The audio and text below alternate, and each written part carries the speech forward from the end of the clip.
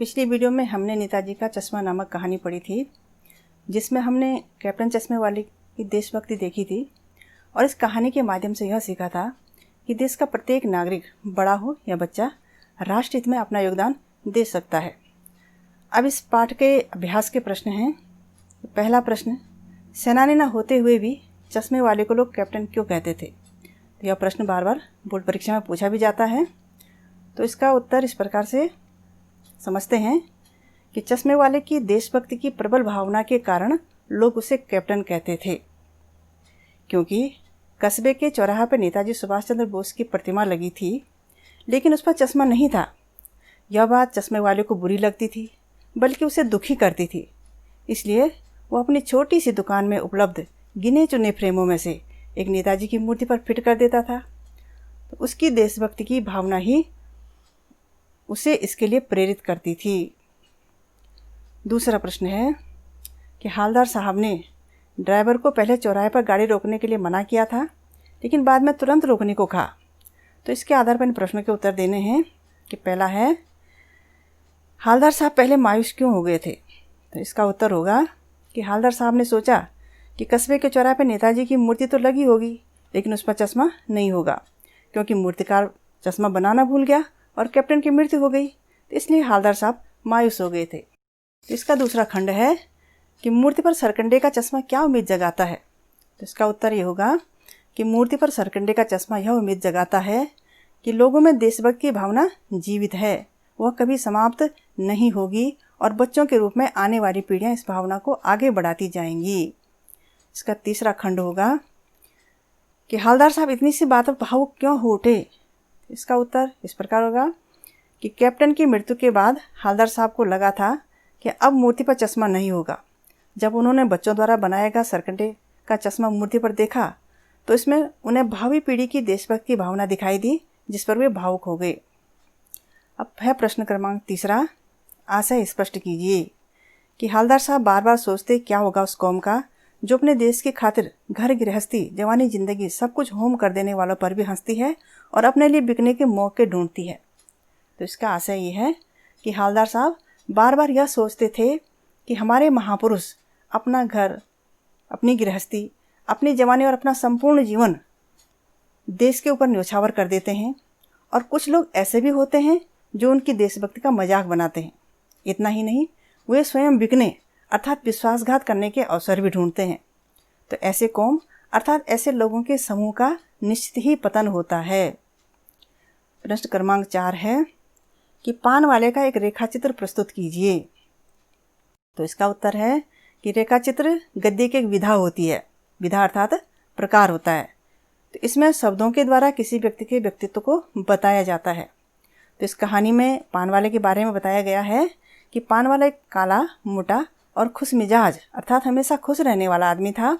वह लगातार पान खाता रहता था, जिससे उसके दांत लाल काले हो गए थे। उसकी तोंद बाहर निकली हुई थी। जब वो हंसता तो उसकी तोंद भी थिरकने लगती थी। वो भावुक प्रवृत्ति का भी था, क्योंकि कैप्टन की मृत्यु पर उसके आंसू आ जाते हैं। तो इस प्रकार वो बड़े रोचक व्यक्तित्व का व्यक्ति था। प्रश्न क्रमांक 5, वो लंगड़ा क्या जाएगा फौज में, पागल है पागल। कैप्टन के प्रति पान वाले की इस टिप्पणी पर अपनी प्रतिक्रिया लिखिए। तो इसका उत्तर इस प्रकार से होगा कि पान वाले की यह टिप्पणी सर्वथा अनुचित थी और अमानवीय भी थी, क्योंकि किसी की शारीरिक कमी या शारीरिक समस्या का उपहास नहीं करना चाहिए। यह किसी के अपने हाथ में नहीं होता है। हमें हमेशा यह ध्यान में रखना चाहिए कि हमें भी इस समस्या से गुजरना पड़ सकता है। तो क्या अपना उपहास हमें अच्छा लगेगा? बिल्कुल नहीं। हमें बुरा लगता है तो दूसरों को भी बुरा लगेगा। दूसरी बात, अपनी देशभक्ति दिखाना और देशभक्तों का सम्मान करना यह पागलपन नहीं होता है। ये तो हमारे लिए स्वाभिमान की बात है और अपने आप पर गर्व करने जैसा है। अब इससे आगे हैं रचना और अभिव्यक्ति के प्रश्न। तो ये सीधे सीधे पाठ से नहीं मिलते हैं, यानी हमें उत्तर की रचना करनी होती है और फिर लिखना होता है। तो प्रश्न क्रमांक 6वां है कि निम्नलिखित वाक्य पात्रों की कौन सी विशेषता की ओर संकेत करते हैं? तो क है इसका कि हालदार साहब हमेशा चौराहे पर रुकते और नेताजी को निहारते। तो हालदार साहब की विशेषता बतानी है।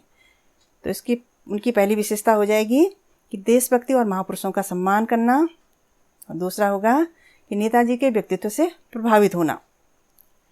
इसका ख खंड है कि पान वाला उदास हो गया। उसने पीछे मुड़कर मुंह का पान नीचे थूका और सिर झुकाकर अपनी धोती के सिरे से आंखें पोंछता हुआ बोला, साहब कैप्टन मर गया। तो इससे पान वाले की विशेषताएं बतानी है। पहला हो जाएगा भावुक प्रवृत्ति का था, दूसरा होगा कि कैप्टन से उसको लगाव था, और तीसरी जो महत्वपूर्ण बात है कि अपने मन में छिपी देशभक्ति की भावना से वह अनभिज्ञ था। इसका गौखंड है कि कैप्टन बार बार मूर्ति पर चश्मा लगा देता था। अब इसे कैप्टन की विशेषताएं हैं। पहला होगा वो सच्चा देशभक्त था, वो दिखावा नहीं करता था। दूसरा होगा कि बिना चश्मे के नेताजी की मूर्ति उसे अधूरी लगती थी, बल्कि आहत करती थी, तो इसलिए वह बार बार मूर्ति पर चश्मा लगा देता था। प्रश्न क्रमांक 7वां है कि जब तक हालदार साहब ने कैप्टन को साक्षात नहीं देखा था, तब तक उनके मानस पटल पर उसका कौन सा चित्र रहा होगा, अर्थात वे कैप्टन के बारे में क्या सोचते रहे होंगे। तो वो क्या क्या सोचते रहे होंगे। जैसे पहला हो सकता है कि वो सोचते रहे होंगे कि वह यानी कैप्टन एक हट्टा कट्टा नौजवान होगा, उत्साह से भरा हुआ। दूसरा वो सोचते रहे होंगे कि वो नेताजी का कोई साथी होगा। तीसरा वो सोचते रहे होंगे कि कैप्टन आज़ाद हिंद फौज का कोई भूतपूर्व सिपाही होगा, और या फिर वो फौज में कैप्टन रहा होगा। प्रश्न क्रमांक 8वां, कस्बों, शहरों, महानगरों के चौराहे पर किसी न किसी क्षेत्र के प्रसिद्ध व्यक्ति की मूर्ति लगाने का प्रचलन सा हो गया है। तो इसके आधार पर प्रश्न है नीचे। क है, इस तरह की मूर्ति लगाने के क्या उद्देश्य हो सकते हैं। तो इसका उत्तर होगा कि इस तरह की मूर्ति लगाने के उद्देश्य हो सकते हैं। पहला कि लोग उस प्रसिद्ध व्यक्ति के विषय में जानें। दूसरा हो सकता है कि समाज, देश और मानवता के लिए उसके द्वारा किए गए कार्यों से प्रेरणा लें। तीसरा होगा अन्य महापुरुषों के कार्यों के बारे में जानने की इच्छा उनमें उत्पन्न हो। चौथा हो जाएगा समाज महापुरुषों द्वारा बताए गए मार्ग पर चले। ख इसका कि आप अपने इलाके के चौराहे पर किस व्यक्ति की मूर्ति स्थापित करवाना चाहेंगे और क्यों। तो इसको अपने अपनी इच्छानुसार सब लिख सकते हैं, जो भी जिस भी महापुरुष की मूर्ति लगाना चाहता है। और उदाहरण के लिए हम यहाँ पर बताते हैं कि जैसे हम लिख सकते हैं कि हम अपने इलाके के चौराहे पर गांधी जी की मूर्ति स्थापित करवाना चाहेंगे, और क्यों का उत्तर भी देना है। तो क्योंकि उन्होंने सत्य, अहिंसा और प्रेम के बल पर देश को आज़ादी दिलाई। तो इसका गौखंड है कि इस मूर्ति के प्रति आपके एवं दूसरे लोगों के क्या उत्तरदायित्व होने चाहिए। तो इसका उत्तर कि सबसे पहले तो मूर्ति की सुरक्षा हो, कोई उसे तोड़े फोड़े नहीं।